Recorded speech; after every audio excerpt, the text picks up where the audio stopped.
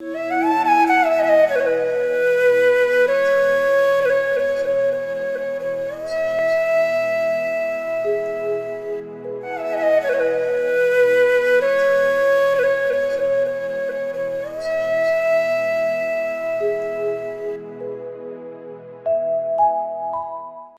श्रद्धा और कर्म, ये तीनों चीज़ें साथ साथ चलनी चाहिए।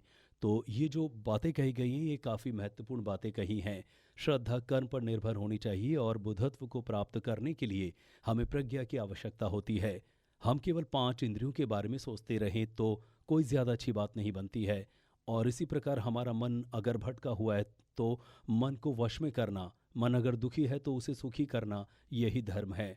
तो धर्म का अर्थ यही होता है कि बचाना, उद्धार करना। दुख के आने की मुख्य वजह हेतु है। दुख हमारे हेतुओं की वजह से होता है। तो तिब्बती भाषा में धर्म का अर्थ होता है परिवर्तन करना।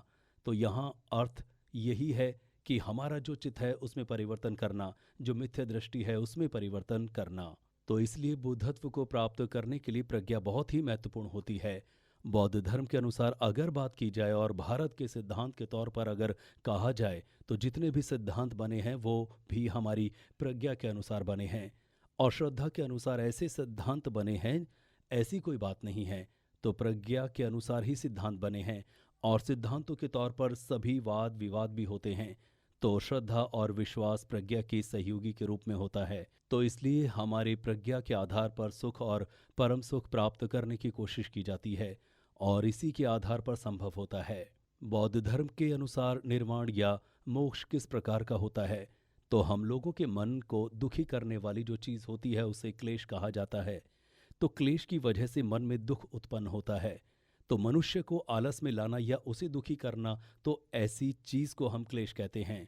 तो ऐसा मन जो अपने चित्त को विचलित कर देता है, तो ऐसे मन को विचलित करने वाले को क्लेश कहा जाता है।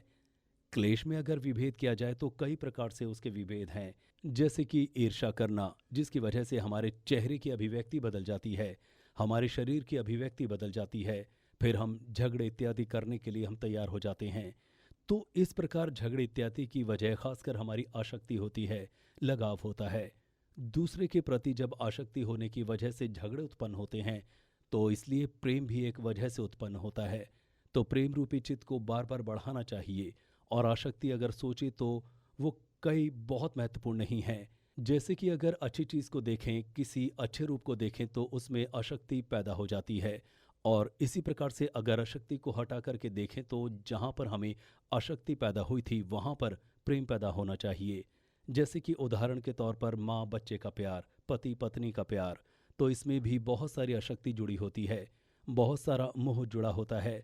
तो वास्तव में अगर ये अटैचमेंट नष्ट हो जाए तो अच्छा है, जो हमारे अटैचमेंट से विरक्त हमारा प्रेम होता है।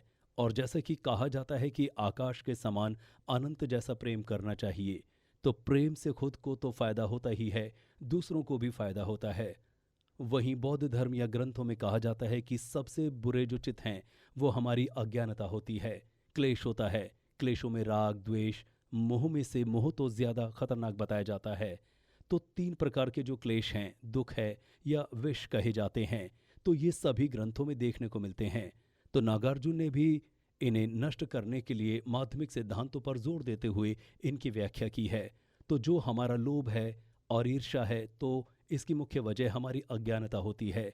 तो राग, द्वेष, मोह, जो ये तीन हैं, ये हमारे विचारों से उत्पन्न होते हैं, मिथ्या दृष्टि की वजह से उत्पन्न होते हैं। तो जैसे जैसे हमारे अंदर अटैचमेंट उत्पन्न होते हैं तो उस समय हमारी मिथ्या दृष्टि उसे और बढ़ा देती है। तो उसके विपरीत जो कई चीज़ हमें अच्छी दिखाई देती हैं, तो उस समय भी हमारी मिथ्या दृष्टि हमें उसे बढ़ा चढ़ाकर पेश करता है, हम अटैच हो जाते हैं। तो अमेरिका का एक वैज्ञानिक है, उन्होंने मनोविकार यानी कि पागल लोगों के ऊपर रिसर्च किया है। तो वो कहते हैं कि जब हमारे अंदर क्रोध उत्पन्न होता है तो जिस पर हमें गुस्सा आता है और जब उसके बारे में सोचते हैं तो पता लगता है कि 90% हमारे मन की वजह से क्रोध उत्पन्न होता है। तो जो वो वैज्ञानिक हैं वो बौद्ध धर्म को नहीं मानते, लेकिन फिर भी वो ऐसी व्याख्या करते हैं। उन्होंने कई वर्षों तक इसकी जांच पड़ताल की और उसके बाद जब उन्होंने इसका एक सार निकाला तो उन्होंने यही कहा कि जब हमें क्रोध उत्पन्न होता है तो 90% ये खुद बनाया होता है, बाहर से नहीं होता है। तो एक मिथ्या दृष्टि की वजह से, गलत सोच विचार की वजह से होता है। तो अमेरिका के एक मेरे धार्मिक दोस्त हैं, उनसे मेरी मुलाकात हुई तो मैं उनसे काफ़ी प्रभावित भी हुआ। तो उनसे जब मैंने पूछा कि जब आसक्ति पैदा होती है तो जो आरोपित करने वाली चीज़ें होती हैं, तो उन्होंने कहा कि आसक्ति जैसी कोई चीज़ होती ही नहीं है। तो जो हमारे जो क्लेश हैं, उसके बारे में जो अध्ययन करना बहुत ही महत्वपूर्ण है। जो ज़्यादातर ईर्ष्या और क्लेश हमारे मन के द्वारा आरोपित किए जाते हैं, वैज्ञानिक लोग भी मानते हैं। तो हमारे जान पहचान के एक दोस्त हैं, तो वो कहते हैं कि शून्यता का जो सिद्धांत है, जैसा कि कहा जाता है कि शून्य नहीं, रूप नहीं, शब्द नहीं। तो उन्होंने कहा कि भगवान बुद्ध के समय तो इसकी ज़रूरत थी, लेकिन आज के समय में इसकी ज़रूरत नहीं है।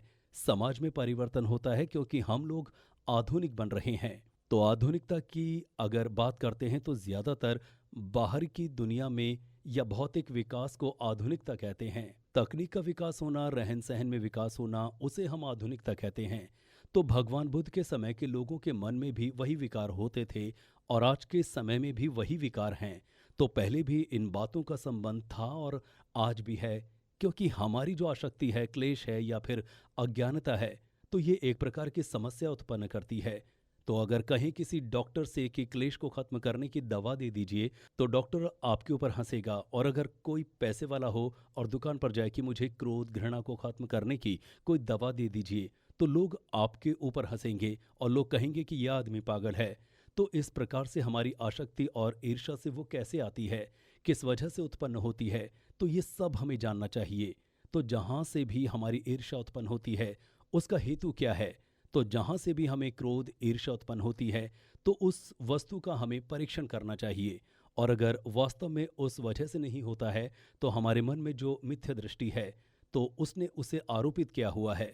तो इस तरीके से देखा जाए कि शून्यता का सिद्धांत महत्वपूर्ण है। तो मैं हमेशा मानता हूँ कि धर्म को ना मानो, पूर्व जन्म को भले ही ना मानो, लेकिन फिर भी अपने जीवन को चलाने के लिए शून्यता की जो बातें हैं, उसकी आवश्यकता होती है। चाहे धार्मिक हो या ना हो, चाहे बौद्ध हो या ना हो, लेकिन ये जो सिद्धांत हैं वो काफ़ी महत्वपूर्ण हैं। तो वैज्ञानिक लोगों के साथ चर्चा की जाए तो ये जो बातें हैं प्रति संपात की, ये हेतु पर निर्भर होती है।